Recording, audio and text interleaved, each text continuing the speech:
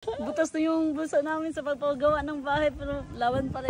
And sabi niya, buti pa nga kayo, yung pinoproblema nyo, ang pagpili at pagbili. Yung sa amin problema daw talaga nila, yung magpagawa ng bahay. Siyempre, masasabi nila yan, Mike, kasi hindi nila nakita yung, hindi nila nasubaybayan yung mga struggles natin sa buhay bago to narating tong magpatayo na tayo ng bahay.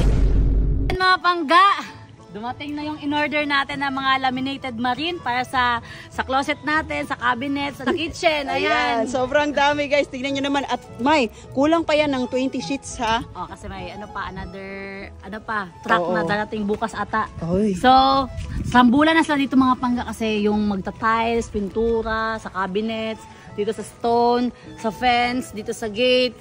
Isahan na magtrabaho. Hala ka diha. Paano kaya gagawin yun? Sinisimula na yung fence natin dito sa loob. Oh. Tapos meron din palang kasi kaso dito sa parking. Sa parking natin. Oo. So, grabe na yun. After parking dito na sa landscape natin. Hala! Gamit na kasi 1 month na lang. 1 month na lang, di ba? 1.5 month na lang. Matatapos na dapat to kasi yun yung goal natin na matapos talaga kasi may ginaapas ba? Oo, may hinahabol kami ng oras guys na dapat tapos na talaga siya.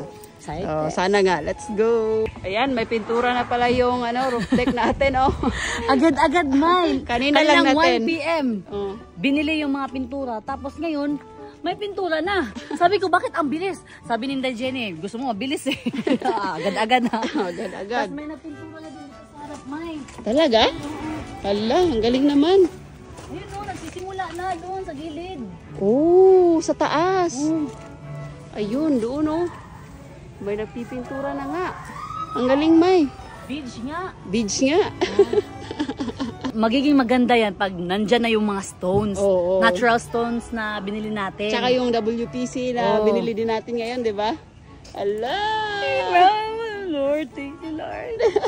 Thank you so much. Kahit butas na yung bulsa namin sa pagpagawa ng bahay pero laban pa rin. Totoo mga pangga, hindi madali magpatayo ng bahay kasi alam mo yun, parang yung budget mo parang nag-times 3 pa.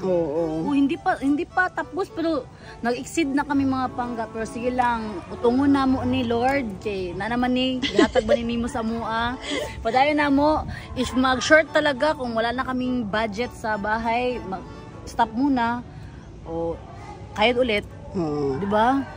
Kasi parang wala talaga mga pangga. As in, kung sasabihin nyo, sobrang yaman namin kasi madami kaming negosyo, mayroong bahay, may lupa. Yung pinagawa namin na bahay is matagal din namin pinag-ipunan yan. Years yan, bago to nangyari. Ilang taon namin yan pinano. Pero may nakita akong comment. Sabi niya, buti pa nga kayo, yung pinoproblema nyo, ang pagpili at pagbili. Yung sa amin problema daw talaga nila, yung magpagawa ng bahay. Pero problema din naman natin talaga siya dati, di ba? Yung magpagawa ng bahay. Ngayon lang talaga na pinag-ipunan namin yung naging problema na namin is yung pagpili na. Parang yun lang yung sinasabi natin palagi na hindi talaga mawawala yung problema.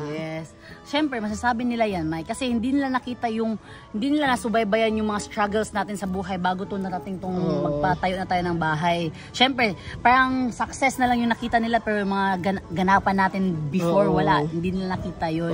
Yun yung parang kahit nagpo-post kami ng mga nangyayari sa buhay namin, hindi naman talaga 100% yung alam nila talaga, hindi diba? Madali. Siyempre, thankful din kami sa mga bagay na meron kami, pero hindi naman kami nagre-reklamo sa mga bagay na meron kami ngayon. Siyempre, parang nag-ano lang din kami sa inyo kasi gusto din namin na maintindihan nyo kami na hindi lang din madali na magkaroon ng ganito. Parang lang din, siguro inspiration na din May na kami nga dati hindi namin alam kung paano to gawin, kung matutupad ba namin. Pero look at this, meron na kaming bahay.